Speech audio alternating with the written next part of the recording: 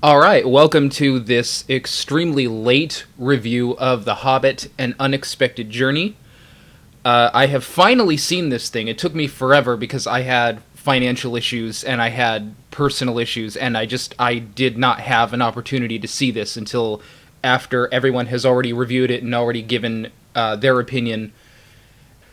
I've had about a day to reflect on this film, and as more time is going by since I've seen it, I still remain conflicted about this. I'm not.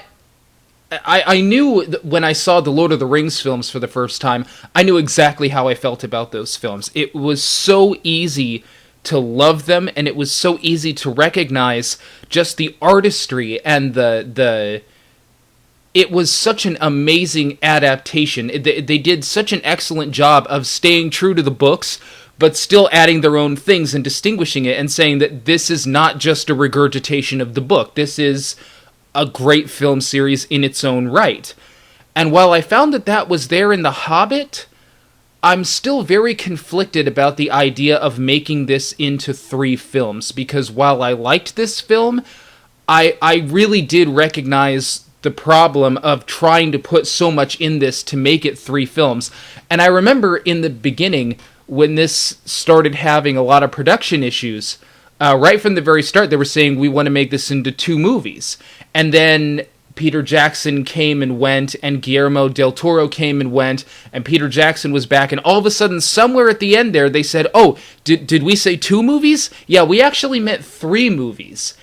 And I feel that while this was a good film, it was also somewhat overstuffed. And I didn't feel that way with The Lord of the Rings. I felt that every single thing that was in there absolutely needed to be in there. Some of the stuff that wasn't in there, that they put in later in the special editions, added a lot. I mean, you could have made that a 16-hour film, and it would have been perfectly justified.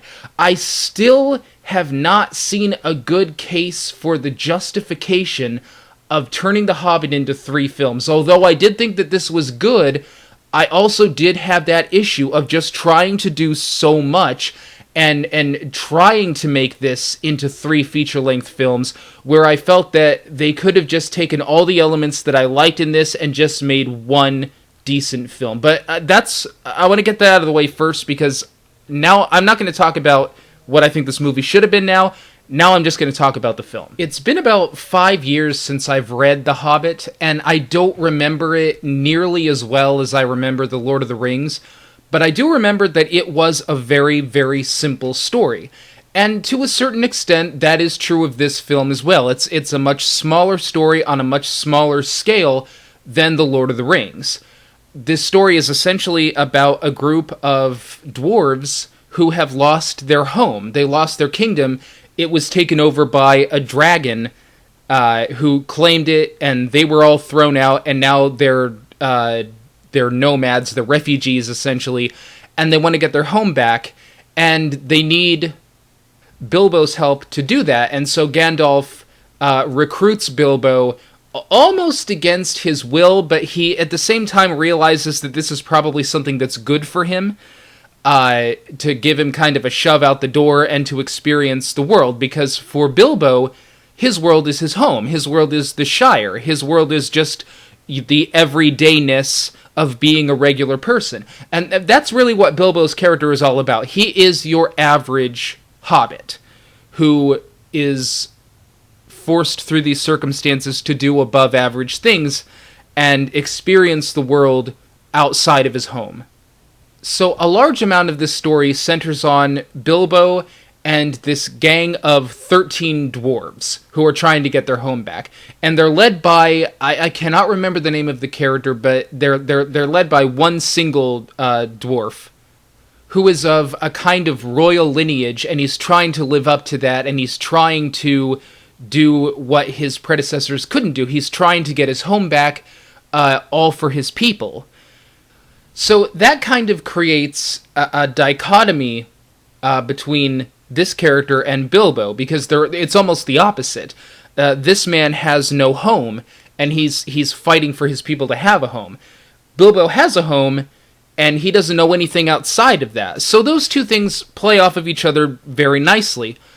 The beginning of this film, where Bilbo is recruited, and all of these dwarves essentially just crash his house, this was very good. There are a lot of dwarf characters in this film, but it's handled very well in these nice little moments. There's a sequence having to do with this song where the dwarves are essentially cleaning up the dishes that I absolutely love. I loved that scene.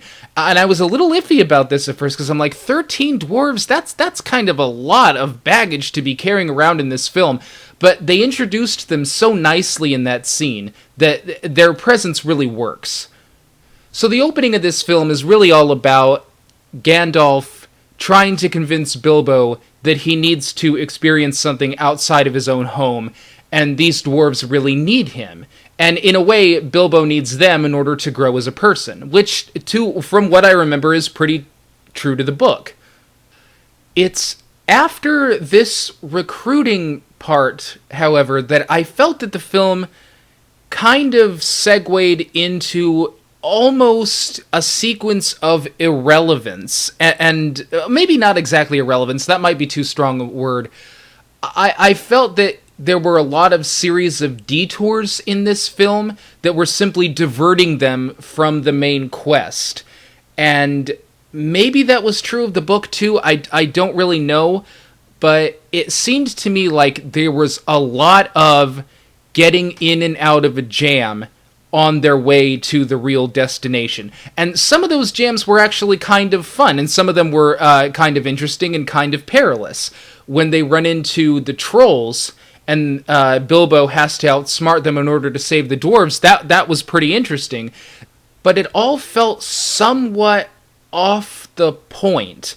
And then they would get back on track of the point in a few areas, like when they get to Rivendell, and we have this really interesting scene of Gandalf talking to Saruman before he went batshit evil. And they're talking about how there might be a little more at stake here than just this dragon taking over the dwarves' place, and setting up a lot of stuff that's going to pay off down the line in the other films. But mostly towards the middle of the film, I felt that they really focused on the action aspect and the adventure aspect, rather than those really deep, emotional, and emotionally stimulating scenes and character moments that you had in The Lord of the Rings. And this is where I'm probably going to end up reviewing this again, because I'm trying to resolve the issues I'm having between me as a Tolkien fan, me as a Lord of the Rings fan in terms of the books, me as a Lord of the Rings fan in terms of the films, and trying to reconcile all of this with this movie. And I don't think I've done that yet. I mean, it was pretty much the same in the books as it was in the films. You know, The Hobbit was a children's book. The Lord of the Rings was young adult. So there is going to be a difference in tone between The Hobbit and The Lord of the Rings, and I realized that. Where I feel that they were doing too much is that you could tell that they were trying to do these big Lord of the Rings type moments in this film, and then they would go back to sort of a childlike, whimsical kind of moment. And it, not exactly inconsistent, but it felt like the tone was switching very sharply and very radically at times. In some moments, it seemed to me like the head dwarf in this story they were trying to make him sort of a stand-in for Aragorn. There were times where I felt two of the dwarf characters in particular were supposed to be a stand-in for Merry and Pippin. So it kind of felt to me like they were trying to almost have their cake and eat it too. Like, for the Lord of the Rings fans, here's this, and for the Hobbit fans, there's that, and I don't know, it kind of felt like they were trying to do both, and sometimes it worked and sometimes it didn't. One of the things that I thought was really interesting is, as many of you probably know, Guillermo del Toro wrote some of this, and he was supposed to direct it, and then he backed out, but they still had all of his concept art, and it seemed to me that his concept art was still being used in various places, particularly with the portrayal of Radagast and Radagast's house. That was right out of the imagination of Guillermo del Toro. And I thought it was kind of interesting that they still sort of left that in there. That's probably not going to be there in the other two films now that Peter Jackson has completely taken over. But it was very noticeable, and it was really kind of interesting. This has been an interesting and very problematic production. And considering all the problems that this had and so many people coming in and out of it, they did a pretty good job. This was a pretty solid film in terms of its screenplay, considering that, once again, they lost and gained so many people along the way. I have to say that the thing that probably impressed me most about this film was the scene that you have between Bilbo and Gollum. I just want to say that the scenes with Gollum in the Lord of the Rings films impressed the hell out of me. This scene with Gollum in this Hobbit film is probably the best Gollum scene they've ever done of any of these films at any given time. That was amazing. We get to see Gollum. He still has the ring, but he doesn't have ring withdrawal yet. And so he's just a little more in control of his own faculties. He'll still do the thing where he talks to himself, but he's very smart, and at times he can be kind of charming. And I thought that was very it was so fascinating to see him before he lost the ring and see he's just a little more sure of himself and he's a little more confident. He's not constantly flying apart at the seams like he was in The Lord of the Rings.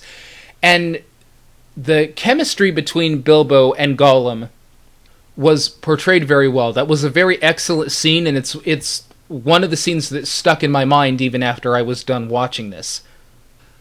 I think that this film succeeds very well on a storytelling level, and it's definitely very good. Where I think its shortcomings is just in that issue of it feeling like they're overextending some of these scenes to make this a trilogy. And I don't know if that's going to affect the next two films, but I did kind of have that experience of, unlike The Lord of the Rings, where I couldn't wait to see the next film, I found myself sitting there in this one thinking, wow, I'm going to have to see two more of these.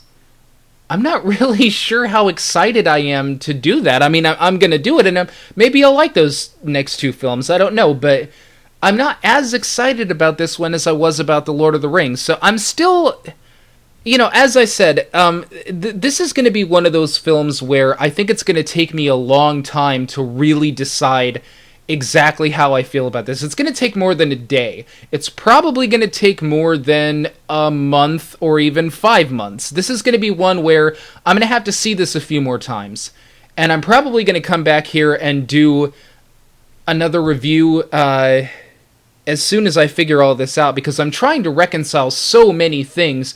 I'm seeing this from so many point of views, from, just a regular audience member, fan of the books, fan of the films, and I don't know. My judgment at the moment is that this film was good, but flawed. The jury's still out with me as to whether or not this is going to be able to sustain a trilogy.